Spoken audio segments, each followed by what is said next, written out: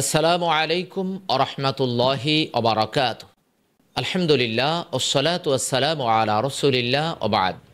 সম্মানিত দর্শক শ্রোতা, এক মাস সিয়াম সাধনার পর, এক মাস আমরা প্রশিক্ষণ নেওয়ার পর শুধুমাত্র ঈদের দিনে এসেই আমাদের সব প্রশিক্ষণকে আমরা মাটি করে ফেলি, আমরা ছায়ে পরিণত করে ফেলি। ঈদের দিনে যে অন্যায় অপরাধ করি, যে গুনাহগুলো করি, খালাতো বোন, মামাতো বোন, ভাবি ইত্যাদি গায়রে মাহরামের সাথে আমরা যেভাবে আনন্দ ফুর্তিতে মেতে উঠি, অথবা আমাদের মা বোনেরা যেভাবে পরপুরুষের সাথে গায়রে মাহরামের সাথে যেভাবে তারা মেলামেশা করে, আনন্দ ফুর্তি করে, 11 মাসের প্রশিক্ষণ একদিনেই বা অল্প কয়েক ঘন্টার মধ্যেই আমরা ধূলিসাৎ করে ফেলি। আমরা যদি জানতাম যে এর মাধ্যমে আমরা কি পরিমাণ গুনাহে লিপ্ত হচ্ছি, তাহলে অবশ্যই আমরা এটা করতাম না। আসুন আমরা দেখি এই বিষয়ে আল্লাহ সুবহানাহু ওয়া তাআলা আপনাকে আমাকে কি দিক নির্দেশনা প্রদান করেছেন। আল্লাহ সুবহানাহু ওয়া তাআলা যুবক যুবতী, পরিচিত অপরিচিত, গায়রে মাহরাম সবাইকে তিনি নির্দেশ প্রদান করেছেন 24 নম্বর সূরার 30 ও 31 নম্বর আয়াত। 30 নম্বর আয়াতে আল্লাহ সুবহানাহু ওয়া তাআলা পুরুষদেরকে নির্দেশ করে বলেন, আউযু বিল্লাহি মিনাশ শাইতানির রাজীম, বিসমিল্লাহির রহমানির রহিম। কুল লিল মুমিনিনা ইয়াগুদ্দু মিন আবসারিহিম ওয়া ইয়াহফাযু ফুরুজাহুম। মুমিন পুরুষদেরকে বলো তারা তাদের দৃষ্টিকে সংযত রাখে এবং তাদের লজ্জাস্থানের হেফাজত করে। 24 নম্বর সূরার 30 নম্বর আয়াত। আল্লাহ সুবহানাহু ওয়া তাআলা এই আয়াতে বলছেন যে তারা যেন তাদের দৃষ্টিকে সংযত রাখে এবং লজ্জাস্থানের হেফাজত করে। আল্লাহ সুবহানাহু ওয়া তাআলা নারীর আগে পুরুষকে বলেছেন, এজন্য পুরুষরা নারীদের অভিভাবক। অভিভাবক যদি সরল সঠিক রাস্তায় চলে, তাহলে তার পেছনে অধীনরাও সরল সঠিক রাস্তায় চলতে পারে। আল্লাহ সুবহানাহু ওয়া তাআলা এরপরে নারীদেরকে উদ্দেশ্য করে বলেন, আর মুমিন নারীদেরকে বলো তারা যেন তাদের দৃষ্টিকে সংযত রাখে এবং তাদের লজ্জাস্থানের হেফাজত করে। সূরা নূর 24 নম্বর সূরার 31 নম্বর আয়াত। আল্লাহ সুবহানাহু ওয়া তাআলা নারীদেরকেও বলছেন যেন তারা তাদের দৃষ্টিকে, তাদের চোখকে নত রাখে, আবার তাদের লজ্জাস্থানকেও যেন তারা হেফাজত রাখে। পুরুষরা যেমনিভাবে নারীদের সৌন্দর্য দেখবে না, তাদের দিকে কুনজর দিবে না, ঠিক তেমনিভাবে নারীরাও একই কাজ করবে। আল্লাহ সুবহানাহু ওয়া তাআলা পুরুষকে আগে নির্দেশ দিয়েছেন, তারপরে নারীকে নির্দেশ দিয়েছেন। নারী পুরুষ একসাথে আনন্দ ফুর্তি করবে না। খালাতো বোন, মামাতো বোন, চাচাতো বোন ইত্যাদি যত গায়ের মাহারাম আছে, কারোর সামনে তারা যেভাবে অশালীনভাবে চলাফেরা করবে না, আনন্দ ফুর্তি করবে না, ঠিক তেমনিভাবে তারা কিভাবে চলবে সেই দিক নির্দেশনাও আল্লাহ সুবহানাহু ওয়া তাআলা দিয়েছেন। বিশেষ করে নারীদেরকে আল্লাহ সুবহানাহু ওয়া তাআলা এখানে বেশি দিক নির্দেশনা দিয়েছেন।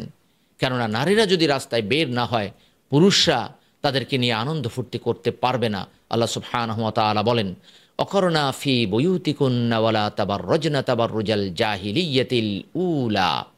আর তোমরা নিজ গৃহে অবস্থান করবে এবং জাহিলি যুগের নারীদের মতো সৌন্দর্য প্রদর্শন করবে না। 33 নম্বর সূরা, সূরা আল আহজাব 33 নম্বর আয়াত। এখানে আল্লাহ সুবহানাহু ওয়া তাআলা বলছেন যে তারা, অর্থাৎ নারীরা, তোমরা নিজ গৃহে অবস্থান করবে।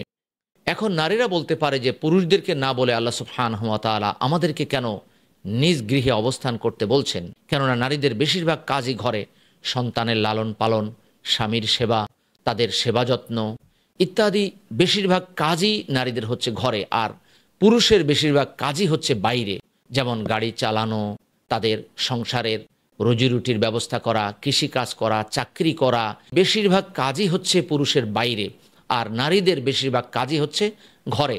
এজন্য আল্লাহ সুবহানাহু ওয়া তাআলা বলছেন যে তোমরা নারীরা তোমাদের ঘরে অবস্থান করবে, আর জাহিলি যুগের নারীদের মতো তোমাদের সৌন্দর্যকে প্রদর্শন করবে না। নারীদেরকে আল্লাহ সুবহানাহু ওয়া তাআলা শক্তভাবে তাদের ঘরে অবস্থান করতে বলেছেন, প্রয়োজন ছাড়া তারা যেন ঘর থেকে বের না হয়।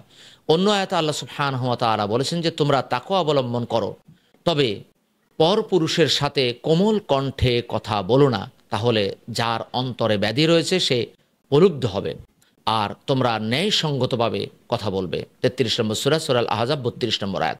আল্লাহ সুবহানাহু ওয়া তাআলা এখানে স্পষ্টভাবে জানিয়ে দিচ্ছেন যে তোমরা কোমল কণ্ঠে পুরুষদের সাথে কথা বলো না।